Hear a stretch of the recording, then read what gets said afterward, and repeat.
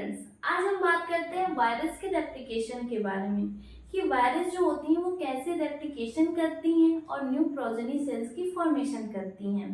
जैसा कि हमें पता है कि वायरस जो होती हैं वो एक एसेलुलर ऑर्गेनिज्म होती हैं, लेकिन वायरस जो होती हैं वो खुद से रिप्रोडक्शन नहीं करती हैं। जब खुद से रिप्रोडक्शन नहीं करती हैं तो वो न्यू प्रोजेनी सेल्स की फॉर्मेशन नहीं करती हैं। तो हम देखते हैं कि वायरस को रिप्रोडक्शन करने के लिए उन्हें एक होस्ट की जरूरत होती है, जिससे अपना जेनेटिक मटेरियल जो है वो उस होस्ट के अंदर ट्रांसफर करके न्यू प्रोजेनी सेल्स की फॉर्मेशन करती हैं। तो बेसिकली हम इस चैप्टर में हम यही देखेंगे कि वायरस जो होती हैं वो कैसे रेप्लिकेशन करेंगी और न्यू प्रोजेनी सेल्स की फॉर्मेशन कैसे करती हैं। उससे पहले हम वायरस के स्ट्रक्चर को डिस्कस कर लेते हैं कि वायरस जो होती हैं वो किस तरीके से दिखती हैं। वायरस में हम बैक्टीरियोफेज को डिस्कस करेंगे। मेनली आप देखेंगे कि वायरस जो होती है कुछ इस तरीके से ही दिखती हैं।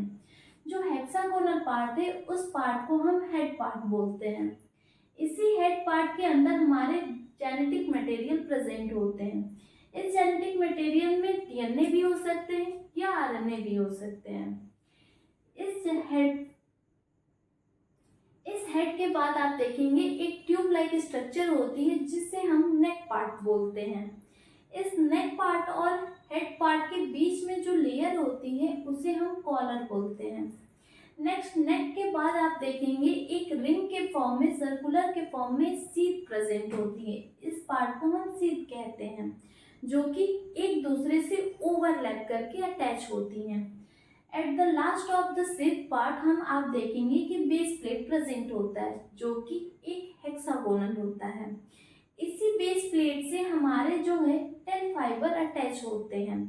ये जो टेल फाइबर है इस बैक्टीरियोफेज को मूवमेंट कराने में हेल्प कराते हैं। तो बेसिकली आप क्या देखें कि ये जो हेक्सागोनल पार्ट है इस पार्ट को आप हेड कह रहे हैं। इस हेड के अंदर हमारे जेनेटिक मटेरियल प्रेजेंट है, जो कि डीएनए भी हो सकते हैं या आरएनए हो सकते हैं। नेक्स्ट हेड के बाद एक ट्यूब लाइक स्ट्रक्चर है जिसे हम नेक पार्ट कह रहे हैं। हेड और नेक के बीच का लेयर को हम कॉलर पार्ट बोल रहे हैं। नेक के बाद रिंग के फॉर्म में जो है उसे हम सीट कह रहे हैं, जो एक दूसरे से ओवरलैप की हुई है। नेक्स्ट आप देख रहे हैं कि बेस प्लेट जो है वो हेक्सागोनल है और इसी बेस प्लेट से हमारी जो है टेल फाइबर अटैच है, जो बैक्टीरियोफेज को मूव कराने में हेल्प करेंगी।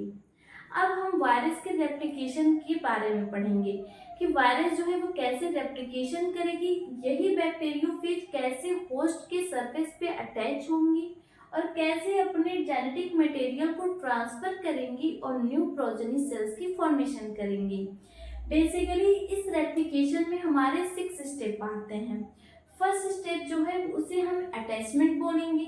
Second step penetration, third step transfer of genetic material, fourth step recombination, fifth step maturation and sixth step release of new progeny cells. अब हम वन बाय वन करके सारे स्टेप को डिस्कस करेंगे। First step attachment. अटैचमेंट में आप देखेंगे कि ये जो बैक्टीरियोफेज है वो क्या कर रही है, होस्ट के सरफेस पे अटैच हो रही है। जैसे मान लीजिए ये आपका क्या है, बैक्टीरियोफेज है, ये आपकी होस्ट है। अब ये बैक्टीरियोफेज क्या करेंगी, इस होस्ट के सरफेस पे जाके अटैच होंगी। अटैच किसकी हेल्प से होंगी, टेल फाइबर की हेल्प से होंगी। ये जो टेल फाइबर है ये हेल्प करेगी उस होस्ट के सरफेस पे जाके अटैच होने में। Second step penetration. जब आप देख रहे हैं कि जब आपकी बैक्टीरियोफेज इस होस्ट के सरफेस पे जाके अटैच हो जा रही है तो क्या कर रही है, इस होस्ट की वॉल को डिसॉल्व कर दे रही है। जिससे क्या हो रहा है कि ये क्या करेगी, बैक्टीरियोफेज अपनी जेनेटिक मटेरियल इस होस्ट के अंदर ट्रांसफर करेगी।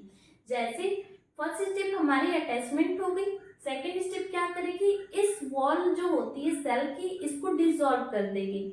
जब इसको डिसॉल्व कर देगी तो ये जो हमारे बैक्टीरियोफेज है इस होस्ट के अंदर पेनिट्रेट कर जाएंगी। थर्ड स्टेप होती है ट्रांसफर ऑफ जेनेटिक मटेरियल। जब हमारे बैक्टीरियोफेज हमारे होस्ट के अंदर पेनिट्रेट कर गई तब ये क्या करेंगी, ये अपनी जेनेटिक मटेरियल बहुत ही इजीली क्या करेंगी, उस होस्ट के अंदर ट्रांसफर कर देंगी। तो हमारा थर्ड स्टेप क्या हुआ, ट्रांसफर ऑफ जेनेटिक मटेरियल। अब इस स्टेप में देखिए ये हमारी होस्ट है, ये होस्ट का हमारा जेनेटिक मटेरियल है और ये जो जेनेटिक मटेरियल है ये हमारे बैक्टीरियोफेज का जेनेटिक मटेरियल है। अब हमारे बैक्टीरियोफेज का जेनेटिक मटेरियल और हमारे होस्ट का जेनेटिक मटेरियल क्या हुआ, इस होस्ट के अंदर आ गया। नेक्स्ट स्टेप जो होती है वो रिकम्बिनेशन। रिकम्बिनेशन में आप देखेंगे कि जब एक होस्ट सेल की जेनेटिक मटेरियल और एक हमारे बैक्टीरियोफेज की जेनेटिक मटेरियल ये आपस में रिकम्बाइन हो जाएंगी। रिकम्बिनेशन, इसी फेज को हम रिकम्बिनेशन फेज बोलेंगे। नेक्स्ट स्टेप जो होती है वो होती है मैच्योरेशन।